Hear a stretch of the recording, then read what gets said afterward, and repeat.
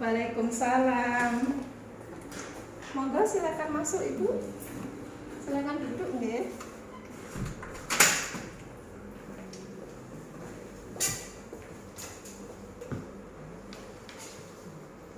Perkenalkan Ibu, saya Ibu Atmawati, bidan yang bertugas pagi hari ini. Ibu siapa? Alodia. Oh, Ibu Alodia. Ada yang bisa saya bantu Ibu? Jadi gini, kebetulan saya kan hamil ketiga. Yang pertama itu lahirnya normal. Terus yang kedua itu sesar. Nah ini yang ketiga ini saya mau normal. Kira-kira bisa nggak ya? Sebelumnya Bu Alodia pernah dengar apa itu VBAC? Belum pernah nggih. Ini saya jelaskan tentang VBAC nggih Bu. Jadi VBAC itu vaginal birth after seizure, yaitu proses melahirkan per vaginam setelah pernah melakukan seksosesiar, seperti yang Ibu alami ini kan pernah melahirkan normal dan pernah melahirkan seksosesiar. Keuntungan dari VBAC ini bisa menurunkan kematian ibu, menurunkan mortalitas.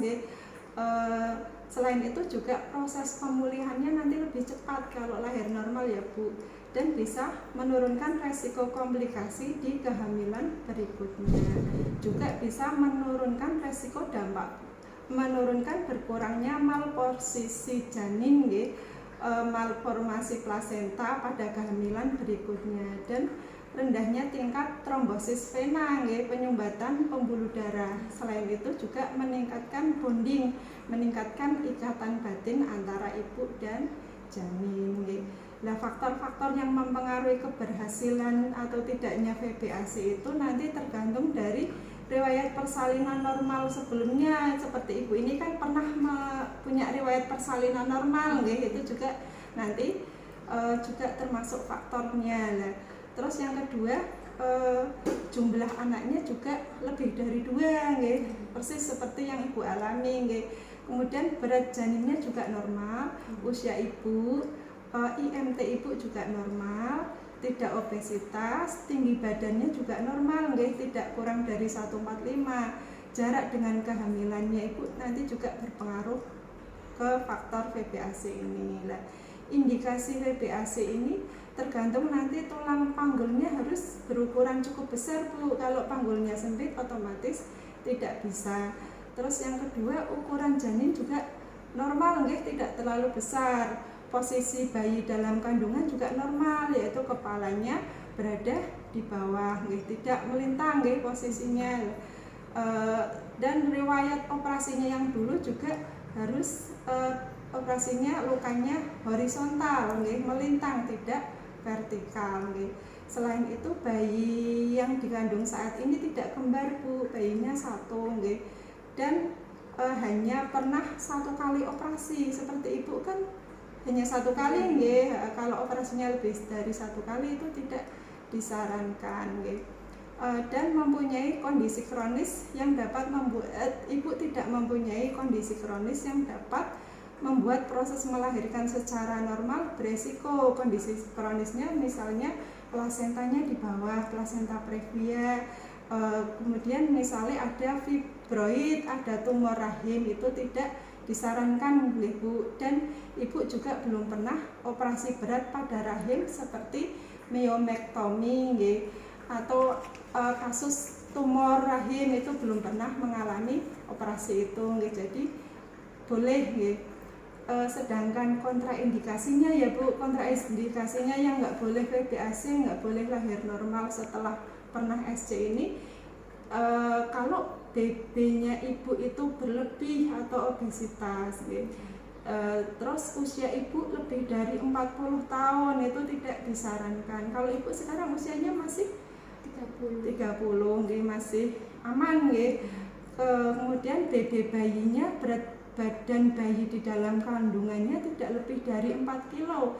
Kalau lebih dari 4 kilo otomatis tidak boleh. Dan usia kehamilannya tidak boleh lebih dari 40 minggu Bu. Kalau sudah lewat bulan itu otomatis harus dilahirkan secara SC. Dan kehamilan yang sebelumnya itu, jarak antara kehamilan sekarang dan sebelumnya itu tidak kurang dari 1,5 tahun ya Bu. Kalau ibu ini jarak kelahiran dengan yang dulu berapa tahun? 3 3 tahun ya, berarti boleh ya insya Allah ya Bu nggih. Dan ibu tidak punya riwayat hipertensi, tensinya normal nggih. Kalau tensinya tinggi itu tidak disarankan untuk lahir normal. Dan itu tadi riwayat sayatannya nggih Bu, riwayat luka operasinya itu tidak boleh yang vertikal, harus yang horizontal, dan bayinya juga tidak kembar ya Bu nggih. Itu kontraindikasinya. Kemudian ada kontraindikasi relatif. Kontraindikasi relatifnya parut uteri multiple seperti riwayat SC 2 kali dan faktor lain yang berhubungan dengan resiko ruptur uteri lebih dari 1%. Karena resiko VBAC itu nanti kalau terjadi kegagalan melahirkan secara spontan dengan sempurna itu bisa terjadi ruptur Bu, bisa terjadi robekan pada uterus, bisa terjadi perdarahan, infeksi, dan bisa terjadi kecacatan pada bayi yang bisa juga nanti akhirnya rahimnya dihisterektomi gitu resikonya lah. Agar ibu nanti bisa VBAC itu ada beberapa yang harus disiapkan ya Bu. Yang pertama itu nanti harus ada keputusan dengan suami, nanti mau melahirkan normal atau mau melahirkan secara SC atau nanti mau melahirkan secara VBAC ini ya Bu, secara normal ya. Dan juga harus ditentukan siapa penolongnya. Penolong itu nanti harus penolong dan tempat persalinan itu harus sesuai kebutuhan khusus ibu, harus sesuai kondisi ibu enggak. Dan nanti harus ada pendamping. Pendampingnya otomatis keluarga atau suami ya Bu, sudah otomatis suaminya selalu nggih Bu, selalu siaga nggih. Terus juga harus disiapkan donor darah dan transportasi ke tempat persalinan itu nanti sudah ada bayangan mau pakai motor atau mau pakai mobil nggih, itu sudah ada siap transportasi lah. Selain itu ada persiapan biaya Ibu, jadi sudah siap nanti mau pakai umum atau mau pakai BPJS gitu. Dan nanti kalau terjadi apa-apa itu harus ada pengambil keputusan utama maupun alternatif, itu nanti harus bisa memutuskan. Dan yang terakhir ibu sudah menyiapkan perlengkapan ibu dan perlengkapan untuk bayinya. Nanti insya Allah mudah-mudahan ibu bisa lahir normal ya Bu. Itu tadi tentang VBAC Ibu, ada yang ingin ditanyakan? Tidak ada nggih. Jadi nanti kalau ingin VBAC nanti tergantung kondisinya ibu nggih, tergantung kondisi ibu, kondisi janin juga nanti dilihat pada saat hamil tua ya Bu. Ibu harus rutin periksa, nanti kita pantau. Kalau ternyata di usia hamil tua normal semua, insya Allah ibu bisa lahir normal. Terima kasih Ibu, itu tadi yang bisa saya sampaikan nggih. Ini saya catat dulu nggih Bu. Ibu Alodia,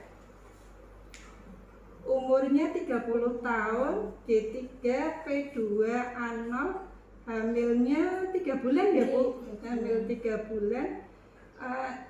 Ingin konsultasi tentang VBAC ya Bu. Tadi sudah saya beri penkes tentang VBAC, mudah-mudahan bermanfaat ya Bu. Monggo ini bukunya Ibu. Monggo Bu, silakan. Makasih ya Bu. Ya, sama-sama.